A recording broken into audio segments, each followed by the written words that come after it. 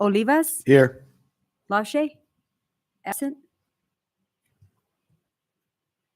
Okay. Please stand for the Pledge of Allegiance. I pledge allegiance to the flag of the United States of America, and to the republic for which it stands, one nation, under God, indivisible, with liberty and justice for all.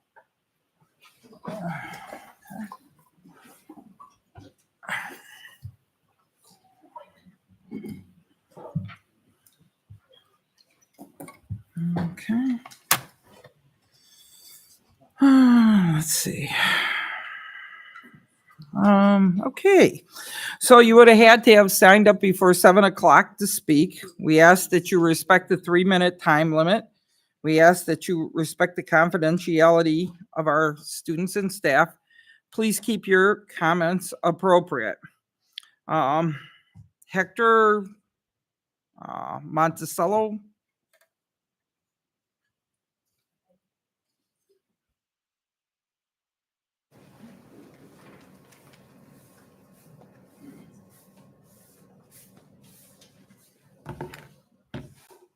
Hello, members of the Board of Education. My purpose today is to talk about a personal matter in which your assistance would be valuable. Starting May, I have been attempting to take an extra Spanish class. With doubts and questions, many of you would wonder as to why I would need to take this course or why it would be necessary. While entering college, my purpose is to become an example, an inspiration, a hope for many Hispanic students in the community. In the current world we live in, many Hispanic students are seen as less, dealing with stereotypes and futures being established just by our conditions. We're seen as poor, with no futures, having to live for the rest of our lives, working every day for 8 hours until we're 65 with debts and bills. Constantly, we are put down and forced to give up hopes into becoming anyone in this world. I want to change that by not just going into college, but by becoming a lawyer. With this, I can successfully help and aid more Hispanics into teaching and educating them about our rights we have to help against racism in a rigid system and bring more peace towards the court justice system.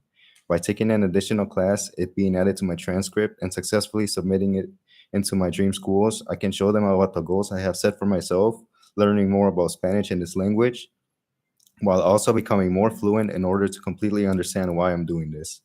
Unfortunately, Sora is currently preventing me from reaching my goals. Since May, I have been asking, and they have denied me. Sometimes I ask, school is a place in which opportunities are created and made to further improve one's future. And so I ask you, would you like to help my future by assisting me in taking this class, or would you simply let my goals go down? Thank you.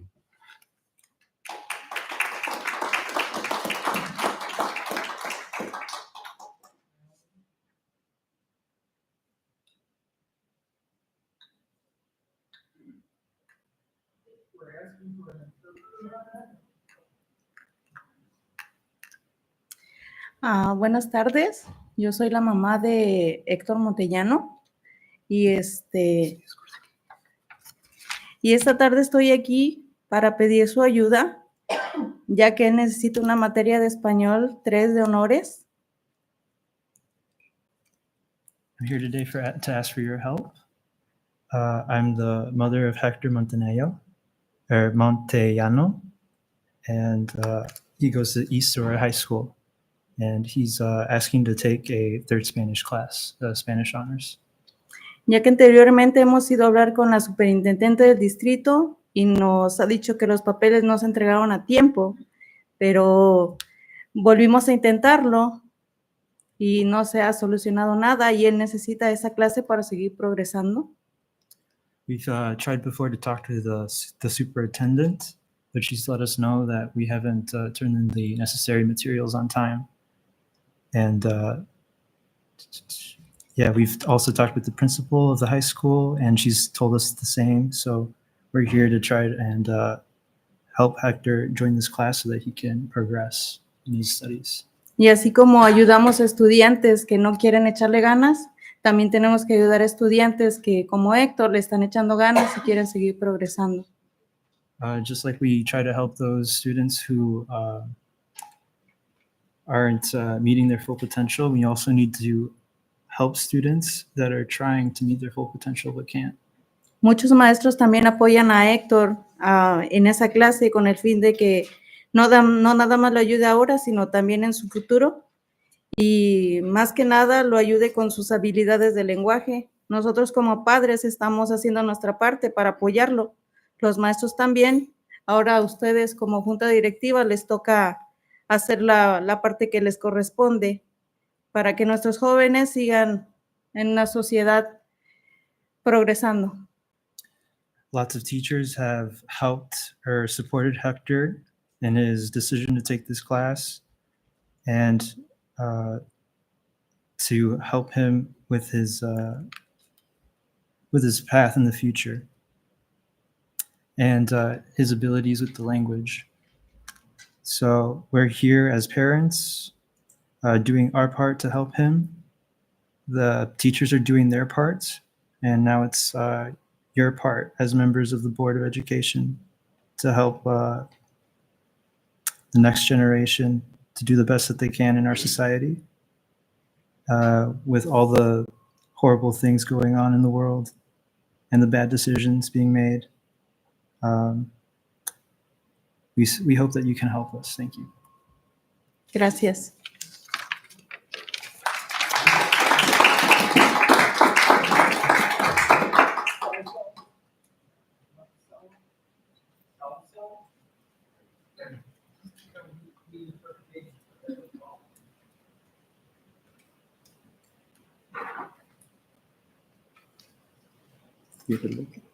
Mr. Interpreter, can you talk louder because I can't hear you. Sure.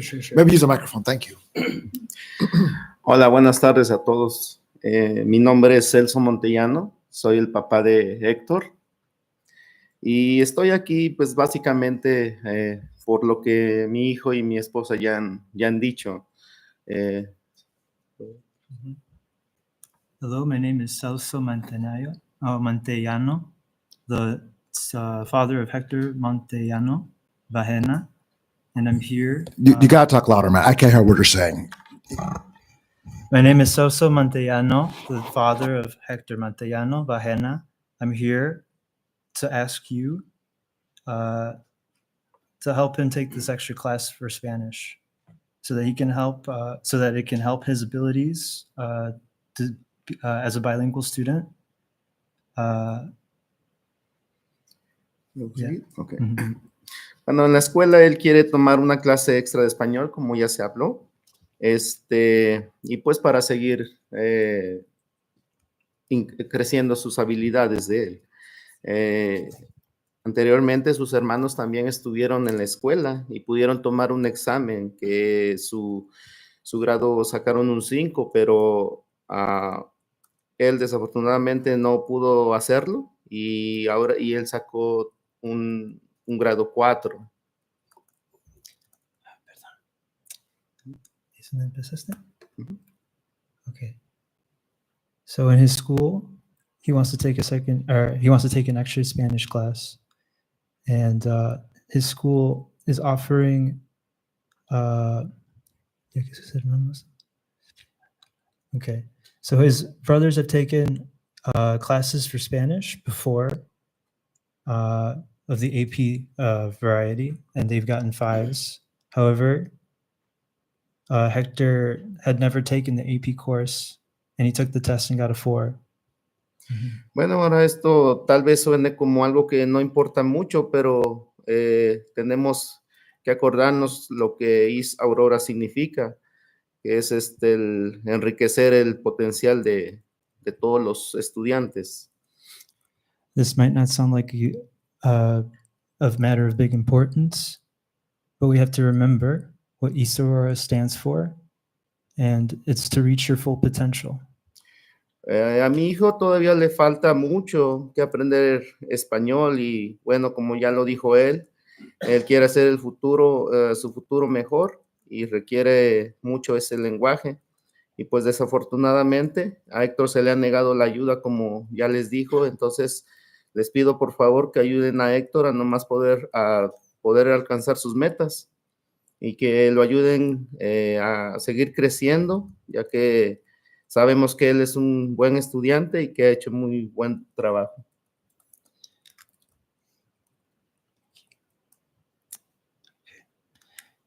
Okay. So my son still has a lot to learn when it comes to Spanish. His future requires knowing Spanish. Unfortunately, Hector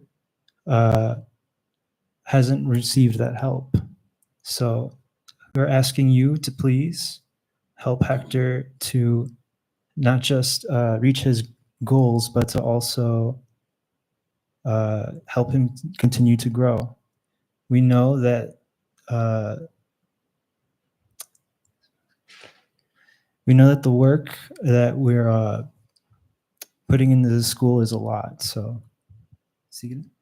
Ok, pues por último, y sabemos que muchos de sus maestros en la escuela lo apoyan con su decisión para que tome una clase extra y así poder ayudar con su clase de español. Y espero que también estén de acuerdo todos ustedes. Muchas gracias. A lot of Hector's teachers are in support of him taking this class and are in support of him learning Spanish. So I'm hoping that all of you also see the importance of this matter. Thank you.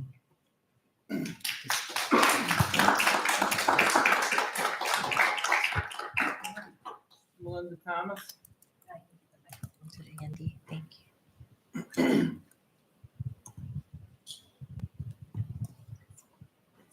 Yes, turned on. There it is.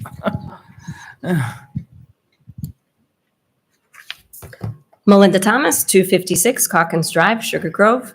I first want to start on a positive note. I hope all of you enjoy your break, at least your break from us, over the next few weeks, and that you're able to spend time with family and friends this holiday season. I also hope that you had the opportunity to attend the Prism concert and the art display last week. They were spectacular. Now for my bigger subject this evening. I know that what I am about to say will not be popular with the board, but I feel that in order to do your jobs responsibly, you need as much information as possible. To that end, I'd like to speak about the building projects in this district. Last year, we opened the Resilience Center, and we're currently preparing to build a new CTE building, spending millions of dollars on both. We truly appreciate the efforts you are taking to create great learning opportunities for our students, but I'm concerned that staff are not being consulted on what we feel would be the best use of those resources. This new building sounds great, but what we really need is a freshman center. I have not done a survey of the entire high school, and so I don't feel I can speak for everyone. However, for several years, I have spoken to dozens of people, administrators, teachers, and support staff, all of whom share this opinion. Administrators at the building and district level have consistently told me that the biggest problem with resolving discipline issues is that there are simply too many students in a single building to really manage. A freshman center would shift over 1,000 students to another building permanently. There are numerous benefits to this idea. A freshman center would allow us to establish expectations and programs with our freshmen that we could then follow through with as they transition to the high school. In addition, a study from researchers at Duke University found that freshman academy participants had fewer absences, were less likely to drop out of school, and were less likely to receive an out-of-school suspension. Furthermore, students who participated in it were more positively oriented toward preparing for and applying to college. All of these are things that we have been trying to build. At the same time, a freshman center would give the staff at the main high school a manageable size so that we could address things like tardies, disrespect, and skipping classes, and raise expectations, not just for behavior, but our students' potential. It would also open up space at the high school that could be used for many of the programs that are planned for the new CTE building. It could house classes that the rec is currently unable to accommodate well because there are no traditional classrooms there. This would resolve some of the current busing and attendance issues related to the rec as well. I know that this idea throws a wrench in a lot of plans. I also know that any endeavor this large requires long-term planning. But although there are plans being developed for the new facility, we have not yet broken ground. So the time for me to speak is now before it's too late. I cannot watch so much money being spent without at least sharing my thoughts about what we should have instead. I urge you to get input from our staff, not just a few, but all of our staff, regarding what we feel would best serve our students. Thank you. Alicia Pauley?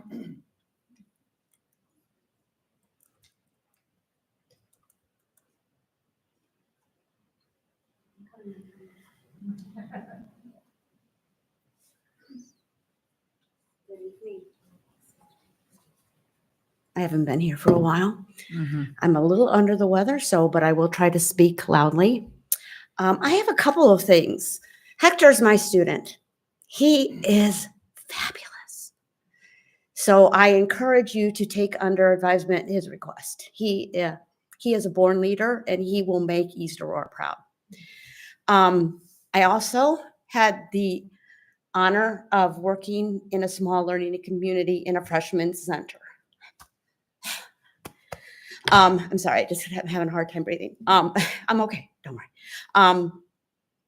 And it is a fabulous construct. And I know, Dr. Norrell, you spent some time with SLCs as well. And in thinking about a freshman center and small learning communities, putting that on the docket, taking a look at it, I can tell you that those were the heydays as a teacher. We were across all disciplines. We had our own counselor, and we managed those kids and brought them along, and it was a very successful time for our school. It would be very interesting to look at that cohort and those cohorts and see where they are today, because many of them work in our district now. Many of them have gone to travel the world and do wonderful things. And I can't help but think that it was the established rules and ideas and learning and open thinking that was created in those SLCs that enabled those students to do that. Lastly, in speaking about money, I want you to imagine walking into a classroom that is 53 degrees all day. Going to the bathroom where it is 53 degrees, and then trying to wash your hands in ice cold water. That's what it's like on the third floor of the old building at East Aurora High School. Now, I cannot tell you how diligently the administration has worked with us to make good of a situation that is not good. They have worked with us. Buildings and Grounds has done a great job. Brad has done a great job. Ms. Mitchell, she has listened to our concerns, and they're doing all that they can do. But our building needs renovation. I'm not going to say we're the only, but I think if there are any other buildings out there, we are one of the few where our HVAC system has not been replaced. That boiler is a cool thing. It's like a zombie apocalypse down there. I don't know if you guys have ever been there. It's very, very cool, but it's old. It's old and it's not doing its job. And it can't be healthy. It can't be healthy to be in a room that's 89 degrees constantly or to be 53 constantly. We call it teaching in our coats. That's what we do. And again, I don't want this to sound like I'm blaming somebody or I'm throwing anybody under the bus. I just don't know if you guys know what it's like to teach like that. And whatever you can do and take under advisement, I really appreciate it. Thanks for your time.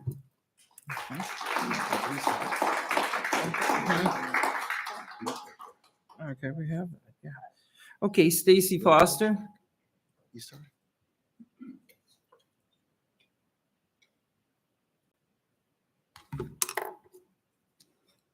Good evening.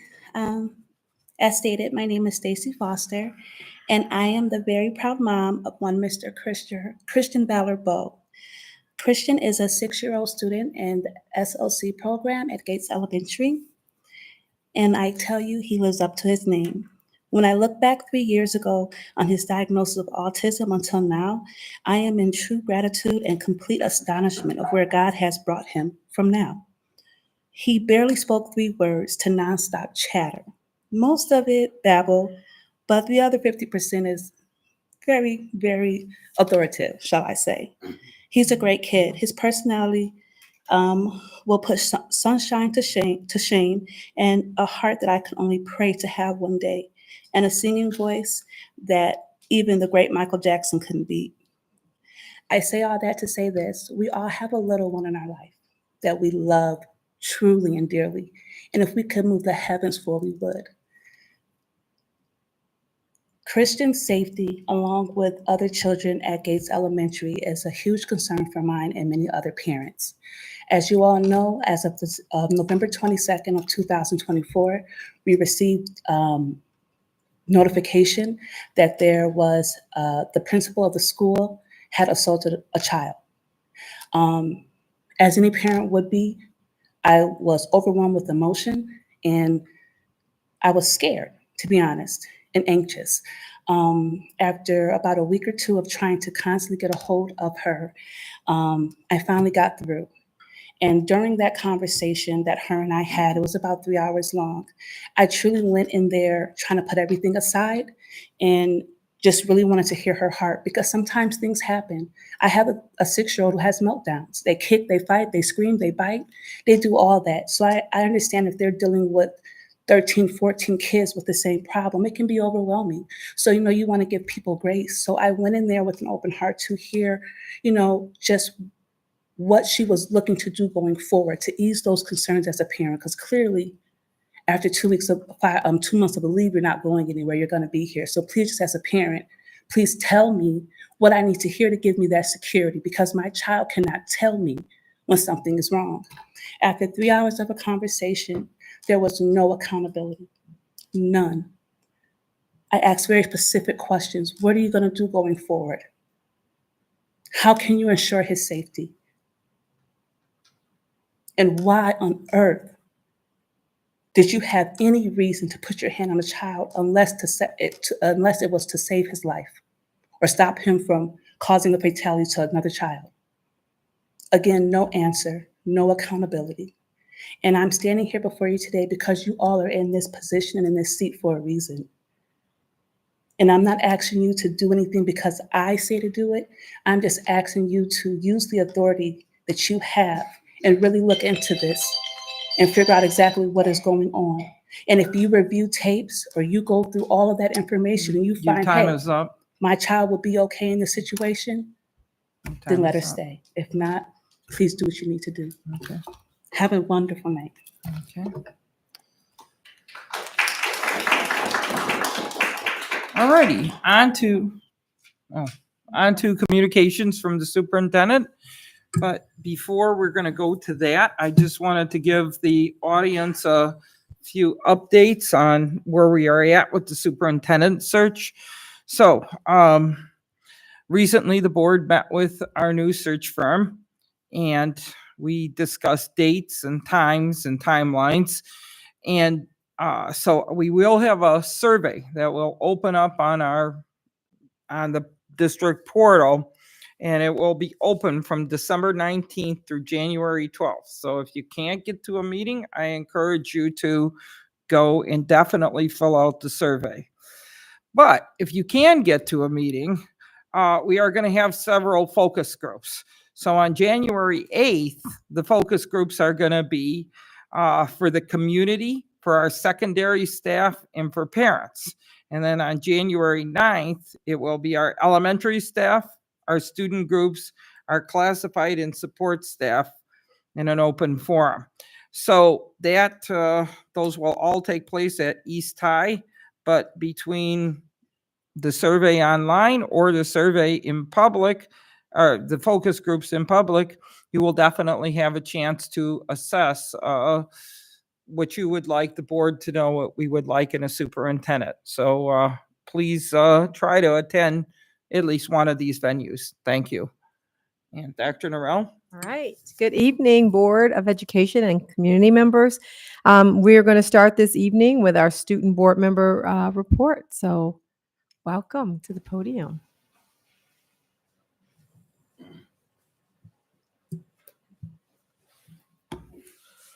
Good evening, members of the board, faculty, and guests. I'm excited to share updates on recent events, initiatives, and achievements recently at East Aurora High School that have been going on. First, I can personally say that our Posadas event was a tremendous success. It was heartwarming to see students, families, and staff all come together to celebrate this yearly tradition. I had the privilege of volunteering at this event and can truly say that the energy and community spirit was truly inspiring. And it reaffirmed the importance of cultural celebrations in a building inclusivity at our school. It's also great to see that the freshman class council is taking the initiative with the hot cocoa and study program for finals. Potentially expanding this to other grade levels would be great to see, and creating a supportive environment for all students and fostering collaboration and motivation during these final cramming sessions. Another big event that has gone on through East Aurora recently is the annual Prism concert. This concert was open to the public and was attended by over 2,000 people in all District 131 middle schoolers. This concert is very important for the music program as it excites prospective band students in order to build a successful program. I had the opportunity to play in this concert, and I can say it was really fun. I had the opportunity to play a drum solo along with the percussion ensemble and a part of the big finale with every fine arts member.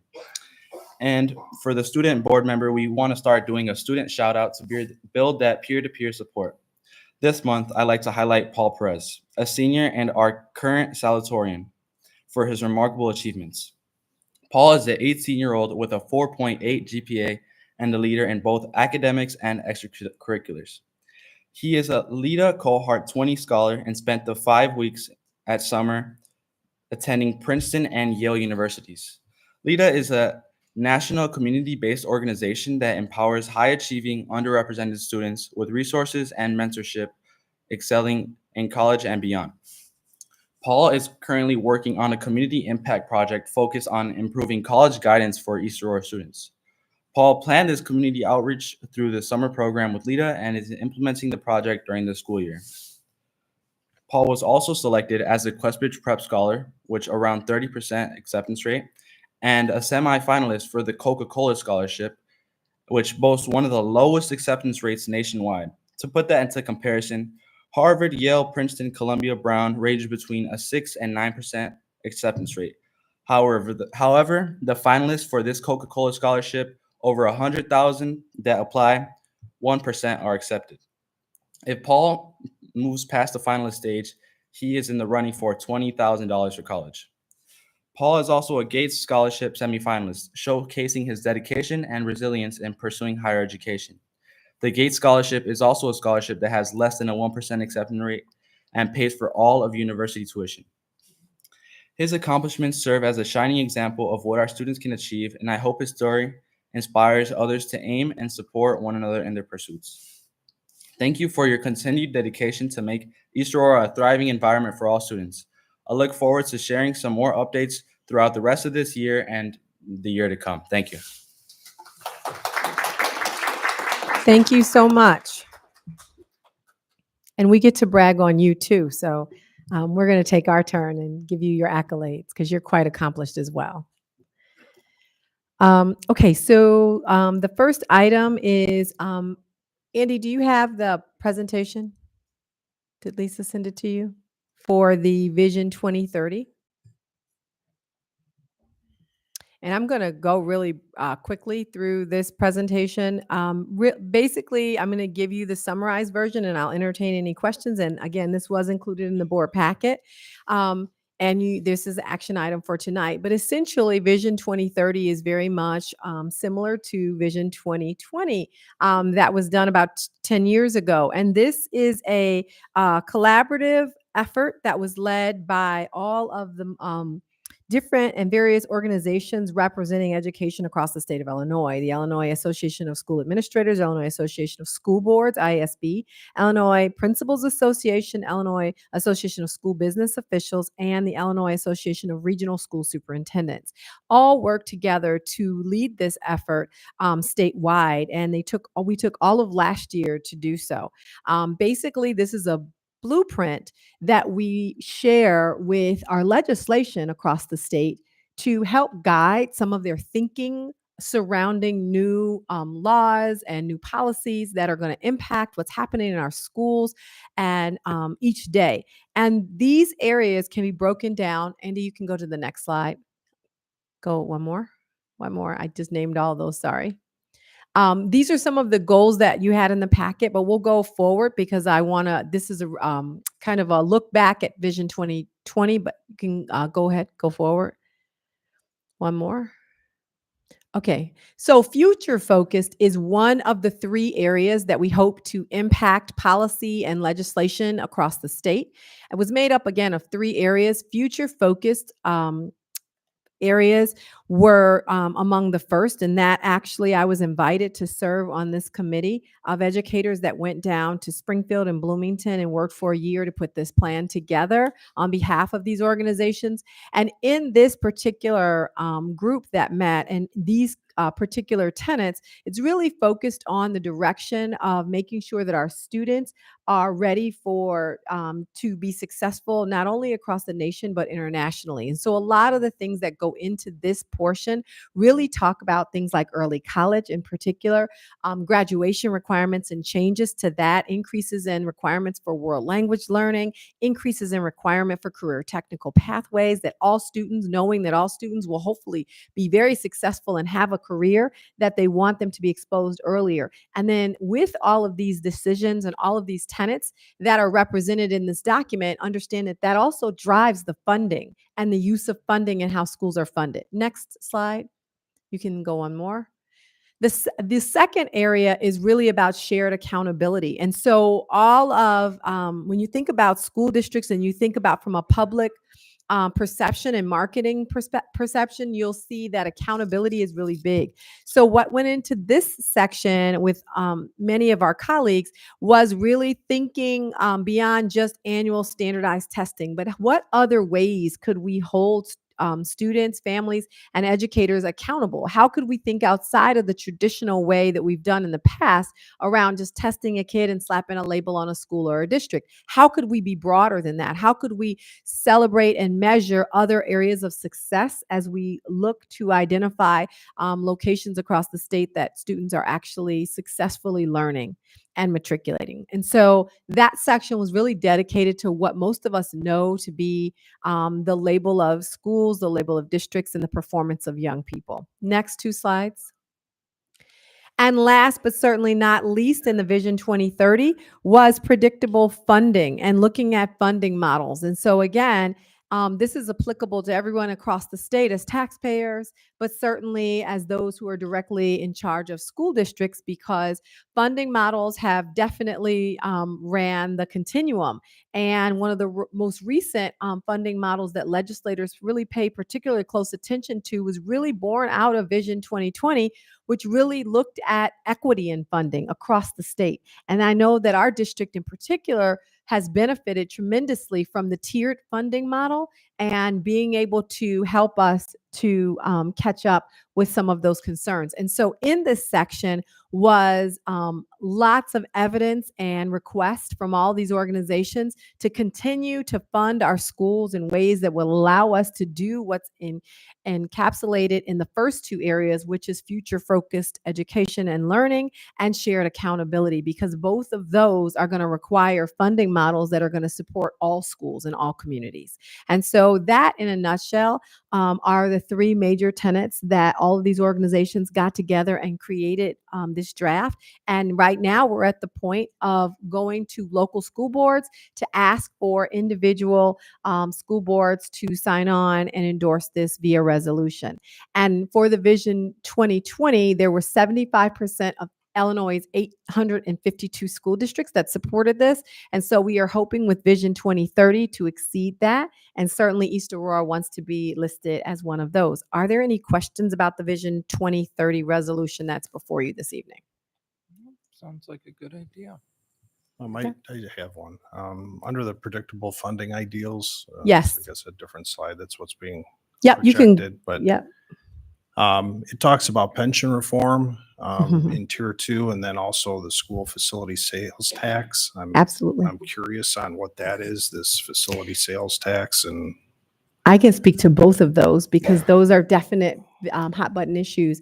And again, when we talk here in East Aurora, sometimes we think that those are just germane to our concerns. But things like pension reform and things like the tax to fund schools, the additional percentage that is being volleyed around is something that affects all districts, all counties across the state. And so what I can tell you is there are things and there are asks that are embedded in this that talk. Certainly you will not find a school district, nor will you find an administrative organization, certainly not IASBO, certainly not IASB, that wants to have pension reform push pension responsibility back onto our local school districts. So let me say that, and that's the most clear and concise way that I can share that. That is not something that was asked for in this plan, and that is not something that would be supported by these entities. And that is a perfect example of why we need to be proactive and get ahead of this kind of request, if you will, or our framework that we want to show that we're unified around, so that as legislators look at things like that, they understand that we are a force that does not want to do things like that. The second thing that you mentioned was with regards to, I believe, Sales tax. I'm sorry. The sales tax. Yes, the sales tax, right. And that actually is something that has been talked about even locally with us at a county level. We've looked at what that means. IASBO has looked at it. The superintendent's organizations have looked at it. And what I think we've talked about is this should be a statewide. If this is going to be something that is going to be impacted, it shouldn't fall to then local school districts to say, well, okay, I guess we want to do it or we don't want to do it. And it's that constant weighing back and forth. In order for a county to do it, you have to have a certain percentage or a certain amount of points to be able to implement that.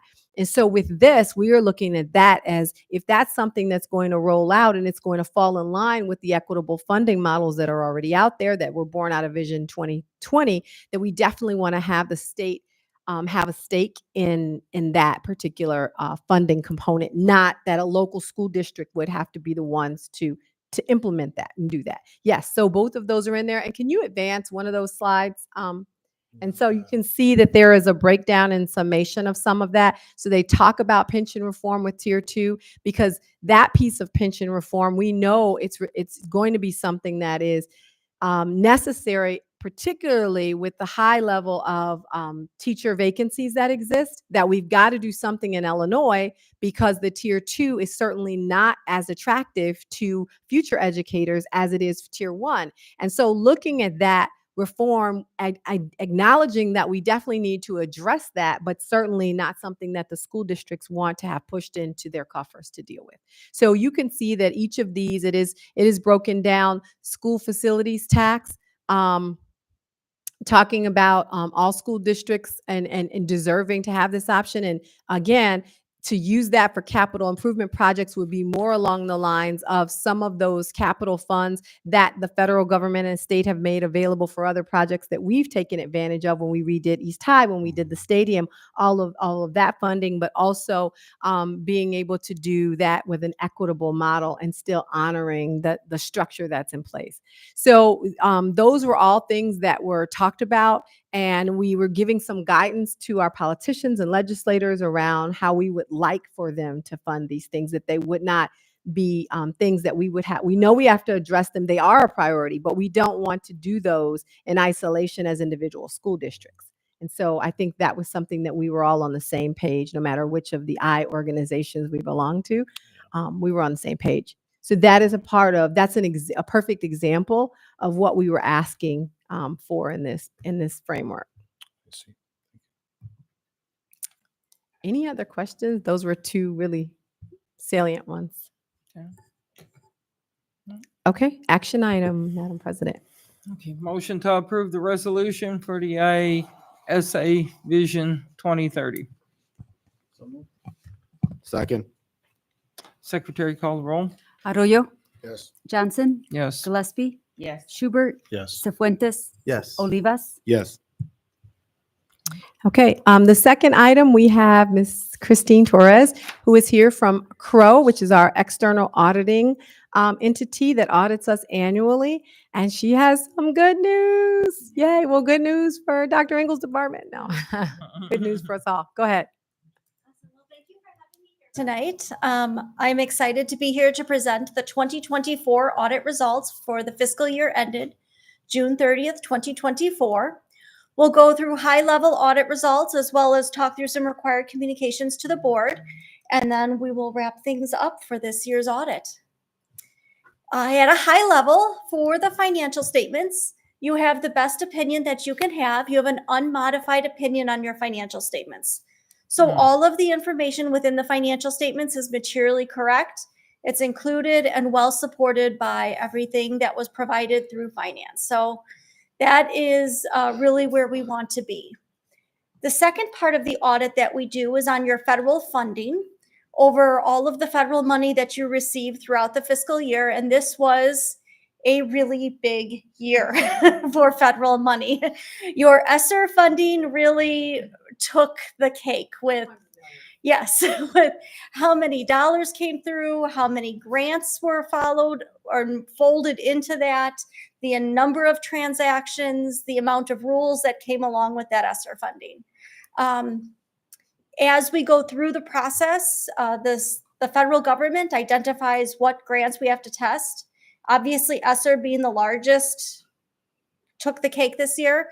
Your IDEA cluster also was another grant cluster that has multiple grants and multiple things within it as well that was up for audit this year. So we did have both of those very large grants that audited. And I'm happy to say that as we went through all of the federal testing, there were no issues identified with how the money was spent, with any non-compliance, with policies and procedures not being followed, with transactions not being supported, and with federal guidelines not being followed. So congratulations to you with just the volume of transactions that came through finance in order to get that done this year. So very, very good news. As we continue to work through on the financial side, we did have 2 findings this year. We had the CFA preparation, which we took on as part of the audit, and some additional journal entries to get to the year-end balances.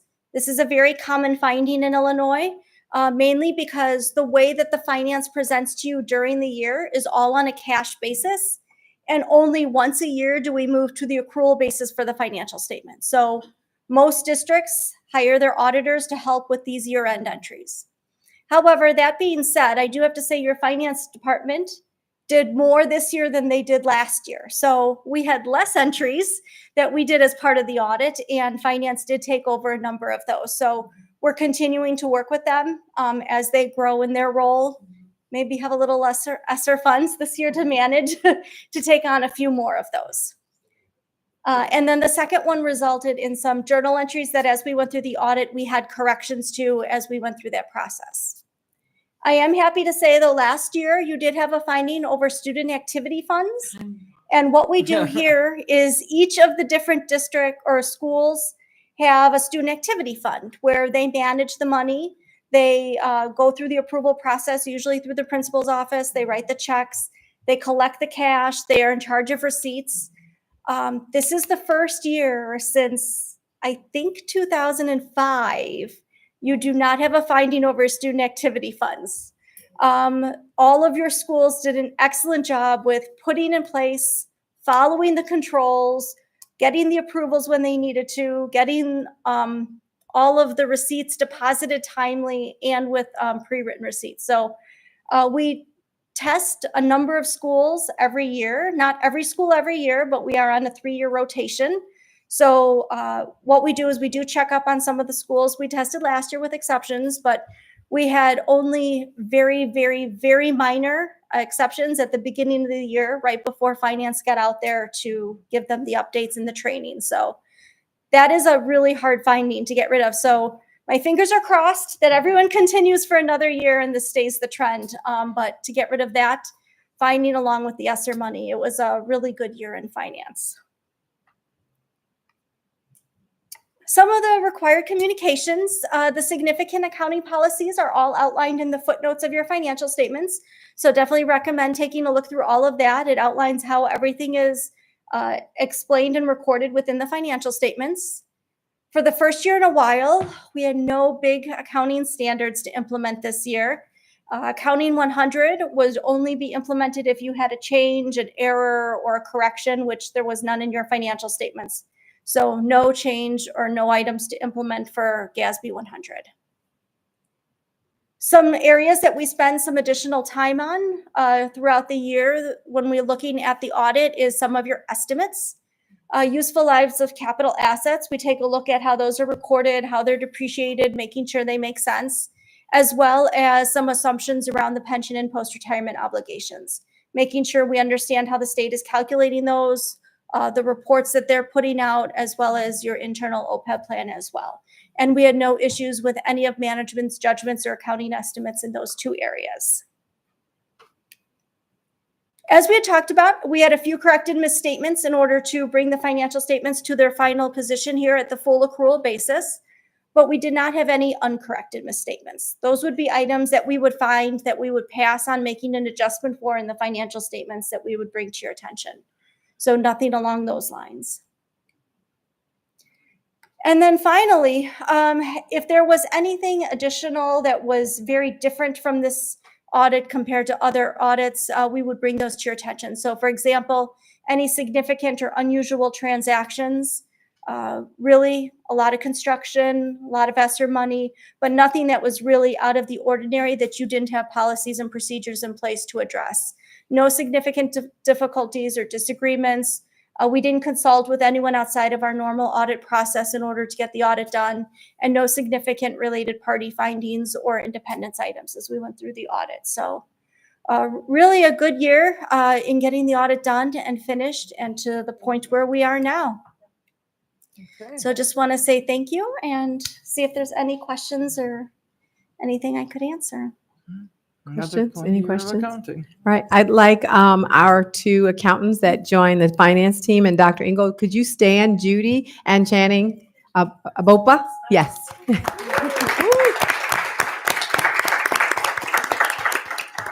Kudos to the finance department, and thank you so much, as always, Christine. Yeah, that was the last year of that much money that moved. Oh, So that's great. thanks. Thank you. Yes, thank Another you. good year.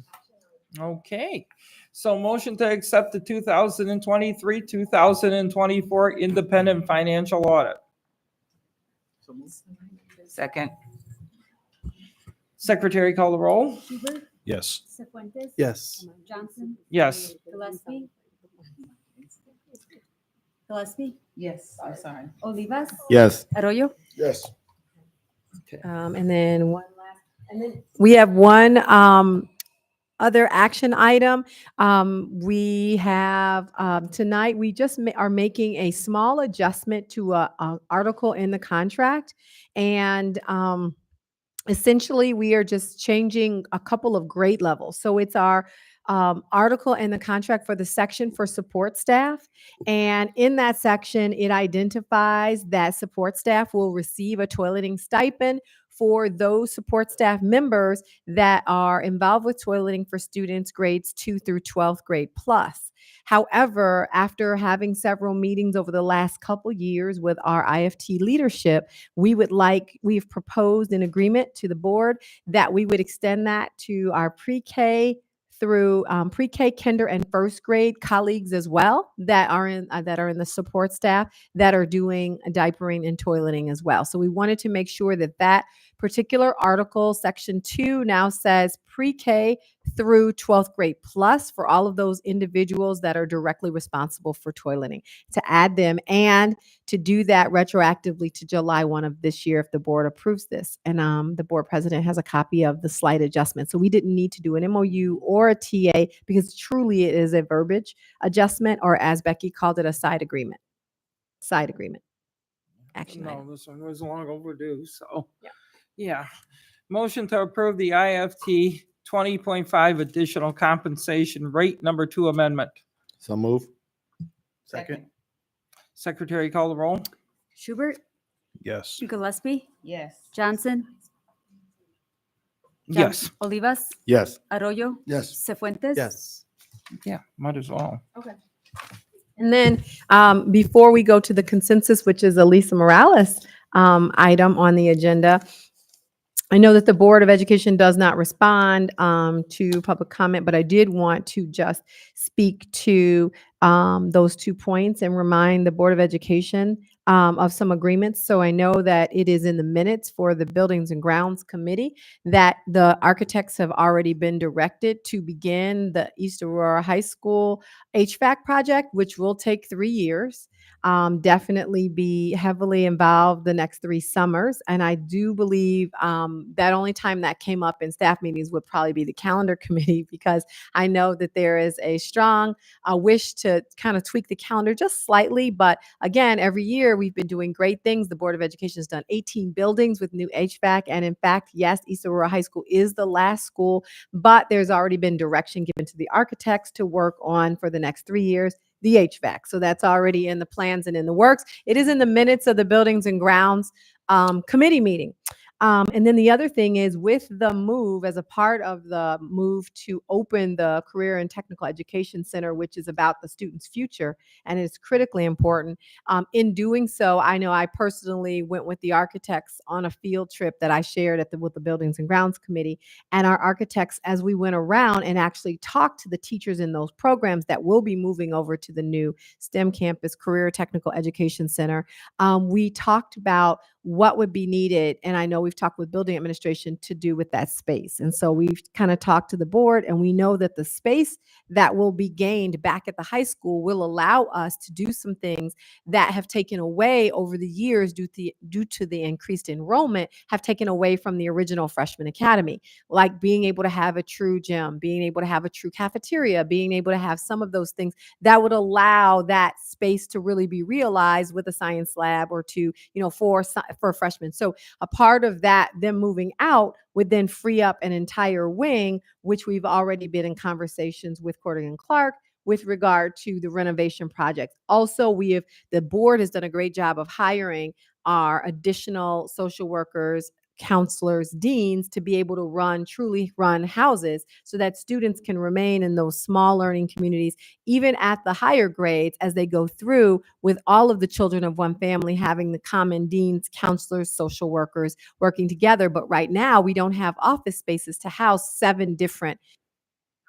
And so that is all something that came up as a part of what will happen with the space when all of our CTE colleagues move into their new space. And so that has been something that's been brought up as well at the Buildings and Grounds. So I just wanted to remind the Board of Education and the community of that, and that those are things that you're already on top of. So that's great news. So thanks. That concludes my report with the exception of Lisa's dates. Okay. No, I just said thank you. Yeah. Okay, so we needed to have a consensus to pick a date that after our search firm goes through all the data as to what are the characteristics we need for a superintendent, the board needs to have a meeting about that. So the search firm gave us 3 dates, the 16th, 21st, and 22nd. They did say that they could do the 16th, but they would prefer to be more at the end if they've got a lot of data to crunch. So hopefully they will have a lot of data to crunch, but they were saying they could accommodate the 16th, but if we could work on the 21st or 22nd, that may be better for them. January or February? January. I am not available the 22nd. So Okay. The 21st would work. And you're not available. Okay, so it looks like you're both not available the 22nd. Right. January 27th, you said? 22nd The and 22nd. 21st, 22nd. I'm deaf. Yeah. Whatever y'all decide. Okay. I'm usually off weekdays. How about the 21st? Okay. That's fine. Seems like, how about the 21st for everybody? 21st works for me also. You're okay for the 21st, so? Okay. We don't know. I forgot to bring my phone tonight, first time ever. But I will just make that work. Okay, so let's do the 21st. then. You can It's 6 communicate o'clock. with them the 21st At 6 p.m. at 6 p.m. Yep. Okay. So that is decided upon. So motion to approve the following consent agenda is listed. Second. Any questions? Secretary, call the roll. Cifuentes, Yes. Arroyo, Yes. Olivas, Yes. Gillespie, Yes. Johnson, Yes. Schubert. Okay, so finance and personnel. The next time we will meet is January 13th, 2025. On to Is it a 15? 13. 13th Okay. at 5:30 here at the Service Center. Yes. Okay, on to curriculum and programs with Mr. Suplantis. Good evening. The Curriculum and Programs Committee met this evening at 6 p.m. We will have the minutes available at the next board meeting in January. The next curriculum committee meeting will meet on January 27th here at 6 p.m. We do have one action item, and that has to do with School Link's proposal. The current School Link's proposal that we currently have is expiring at the end of the year, and we are looking to extend it for another 3 years. And the amounts are listed on there. I don't know if anybody has any questions before we go into the motion or the action item. All right, 7.B.1, motion to approve the School Link's proposal for year 2025, 2026, 2027 for a total of $198,375. So moved. Second. Secretary call the roll. Schubert, Yes. Olivas, Yes. Gillespie, Yes. Johnson, Yes. Cefuentes. Yes. Arroyo. Yes. And that concludes my report. Okay, and then we have buildings and grounds with Mr. Schubert. Just our next meeting is January 13th, 6 p.m. here at the Administrative Center. There are no action items. Okay. Motion to go into executive session for the purpose of discussing pending litigation, student discipline, and the appointment, employment, performance, compensation, and dismissal of a specific employee. So move. Second. Secretary call the roll. Olivas, Yes. Cefuentes. Schubert. Yes. Gillespie. Yes. Arroyo. Johnson. Yes. Okay. And we will have action.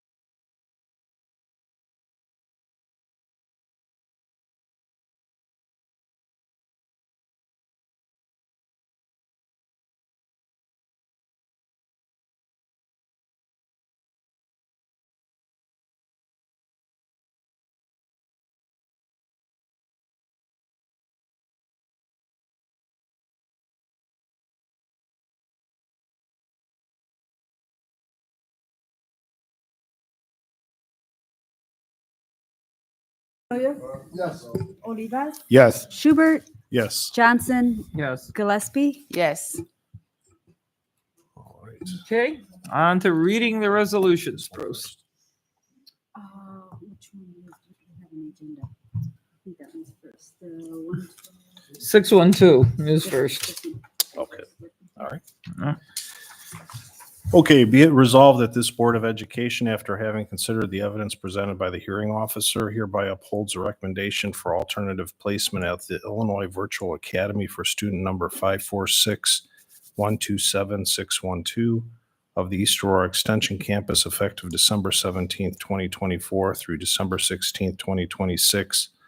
Upon return to the district, to District 131, said student shall return to an alternative placement at the East Aurora Extension Campus for the 2026-2027 school year. Be it further resolved that a copy of this resolution be sent to the parents of said student and duly recorded in the official minutes of this Board of Education, School District 131, dated this 16th day of December 2024. Okay. Motion to approve the resolution for student number 546-127-612. So moved. Secretary call the roll. Arroyo, Yes. Johnson, Yes. Gillespie, Yes. Schubert, Yes. Cefuentes, Yes. Olivas. Yes. Okay, be it resolved that this Board of Education hereby upholds the recommendation for alternative placement of student number 4900633984 at the Illinois Virtual High School for the remainder of the 2024-2025 school year to include summer school 2025 effective December 17th, 2024. Upon return to District 131, said student shall return to an alternative placement at the East Aurora Extension Campus for the 2025-2026 school year. Be it further resolved that a copy of this resolution be sent to the parents of said student and duly recorded in the official minutes of this Board of Education, School District 131, dated this 16th day of December 2024. Okay. Motion to approve the resolution for student number 4900633984. So move. Second. Secretary call the roll. Schubert, Yes. Olivas. Yes. Gillespie, Yes. Johnson, Yes. Cefuentes, Yes. Arroyo. Yes. Motion to approve the following personnel report as listed. So move. Second. Secretary call the roll. Olivas. Yes. Cefuentes. Yes. Schubert, Yes. Gillespie, Yes. Arroyo, Yes. Johnson. Yes. Motion to adjourn. So move. Second. Secretary call the roll. Schubert, Yes. Gillespie, Yes. Johnson, Yes. Cefuentes, Yes. Arroyo, Yes. Olivas. Yes. Okay. We are done for the year. That's pretty it. Makes it sound- makes it